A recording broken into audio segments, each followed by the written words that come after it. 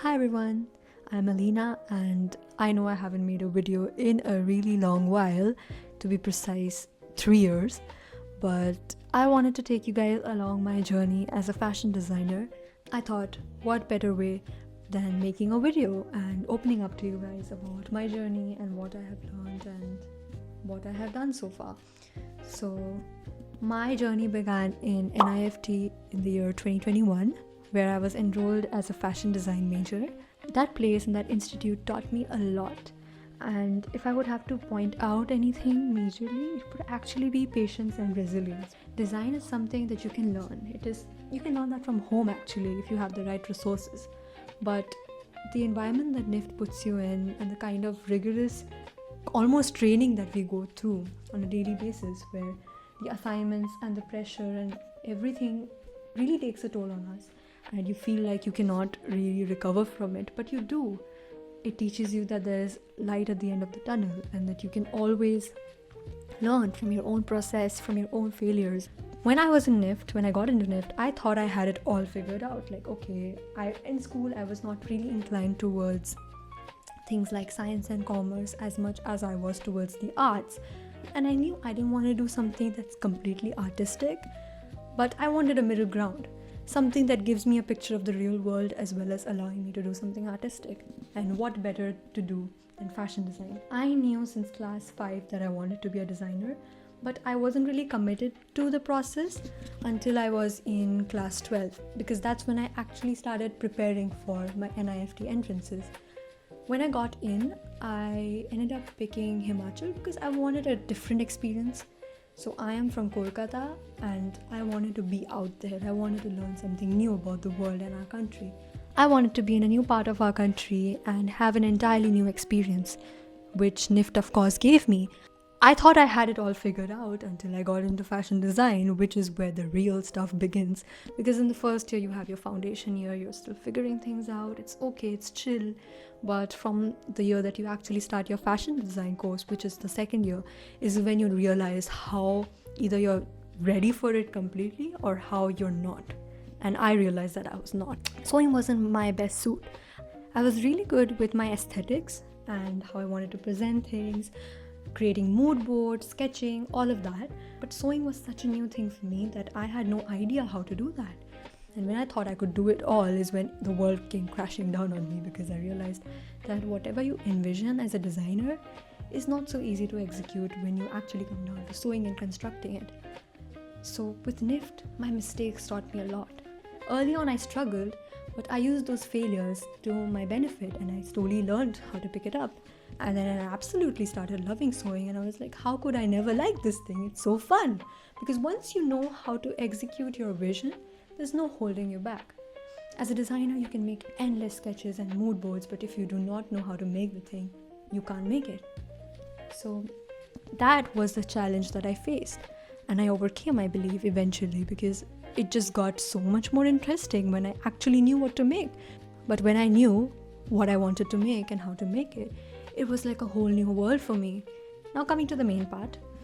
In NIFT, we are given the option to choose between a graduation project and a design collection. So the design collection is something that you do on your own accord. It is an autonomous thing. You can do whatever you want, however you want. You're funding it. It's your dream collection. But if you pick graduation project, you basically get a hands-on experience with the industry. You are basically interning under a brand and you get to design a collection under them. So it's kind of supervised and funded by them. So I didn't want to go with the graduation project because I knew that I wanted to create a collection that is entirely my own. I wanted to decide the entire creative process and how I wanted to do it. And mainly I wanted to push my limits, because as a designer, I had so many ideas, but when it comes to executing it is where you really need to do the main work. And I wanted to do something that was pushing myself out of the comfort zone. So I picked design collection. But little did I know that it's going to be so exhausting, and you have like the option between 5 to 7 looks that you can make. And I wanted to make 6, but I still ended up making 5 because all of it was so extensive.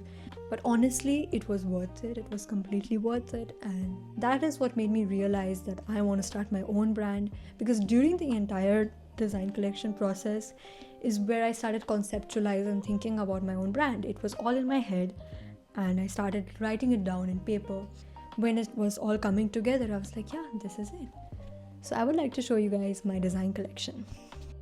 So I want to take you guys through my design journal. So the inspiration that I took for my design collection was basically the Phantom Nautica, which is, if you have watched the Pirates of the Caribbean, it's a ghost ship in that movie. So I actually wanted to depict the tragic love story that they show in the movie, which is between Davy Jones, the captain of the ship, and Calypso, who is a sea goddess. And the ship is basically a sort of representation of how their love has died, and that dying love has resulted in a corrupted ghost ship. So here you can look at the brainstorming that I have done. I have basically derived the details, the mood, all of that from the visuals and as well as the story that the movie follows. These are the details. You can see the lace that I have used, the fabrics and such. This portion basically depicts the weathering of the ship. Now, a ship that has undergone so much, and actually a ship that essentially goes underwater as well, would have rusted and weathered over time. So I derived these details from it, the rust orange, the decay, the deconstruction. Then we come to the gothic romance aspect. So that justifies the use of lace, the whole gothic visuals, basically something that is really seen a lot in love stories that end in a tragedy. Basically a lot of dark visuals.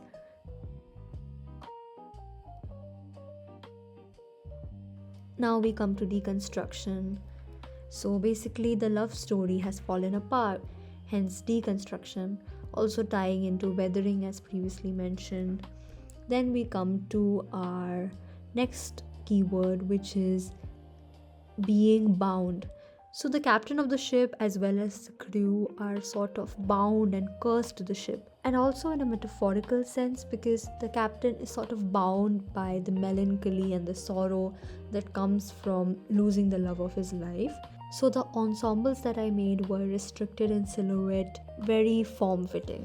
Now coming to antiquity, because the ship is old, like hundreds of years old, it needs to look antique, it needs to look aged. So colors such as beige and antique off-white come into play.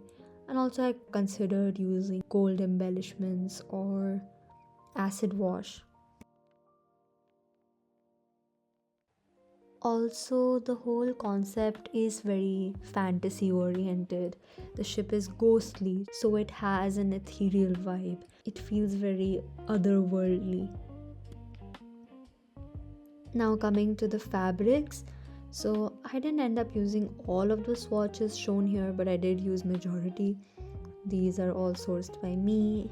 There's linen, these iridescent color shifting fabrics. There are chiffons. One has a very opaque quality while another has a translucent and ghostly quality. Lace. Now we come to the sketches for the first look, that is called the Phantom. Here you can see the brainstorming part, and here is one of the sketches. Then this is the finalized look actually. And this would be a picture of the look on the runway, and I absolutely love it. So taking those very chiffon fabrics from earlier, I dyed them in various ways. This is a dye and dye sample. Then there is a normal ombre dye. Then I also created textures on the fabric by burning it and embellishing it with pearls. So these are like 3 layers of fabric together, 1 lace and 2 layers of chiffon that has been manipulated with heat to give it that sort of ghostly and decaying look, because phantom actually means ghost. So that's the message that the first look was supposed to send across. So here's the final look that you can see up close. There's a lot of fabric manipulation done. The surface has been created using hand stitches and pin tucks and really giving it that look as though someone has emerged out of water wearing it. Then it comes with this dupatta like trail sort of moment going on, which has frayed edges, of course, because everything needs to look deconstructed. Now coming to the hemline, I have done this layering using the same fabrics as earlier, the lace and the 2 layers of chiffon, and have burned the hem to give it that same texture consistent with the sample that I showed you guys earlier, which is basically something that I incorporated into the pants.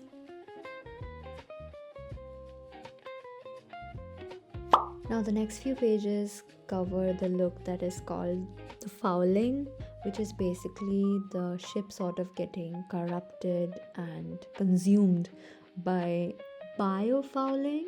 And the textures that I have created are to represent barnacles. I created those textures using clay barnacles that I made myself. And this would be the final sketch with the final look on Runway. My favorite part about this look is the earrings, because even those are handmade and I love how unique they turned out. The next look was called Frayed, and it represented the weathering basically, but in the form of textile fraying away. Here I've used dyed linen as well as dyed chiffon, all tie-dyed by me, along with these pleated textures. This pleated panel over here is to sort of depict the hull of the ship that I have used throughout the entire look. This is the final look, and what I love a lot about it is that I paired it with this heart-shaped purse to depict a storyline of the movie, which shows the captain of the ship is actually heartless, like he has actually carved his heart out of his body because it hurt too much. The heartbreak hurt too much. So I sort of represented that in the form of a handmade purse. The next look took inspiration from a wilting rose, so it was called Wilt because a dying rose is sort of a symbol for how their love has died. So the dress takes the shape of an upside down rosebud, which is kind of the shape that a rose would take when it has wilted. Then the fabric has been cut in the shape of petals and burned from the edges to give it a dying petal look. And this was the dress finally on the runway. What I loved a lot about it was how it was asymmetrical and quite edgy.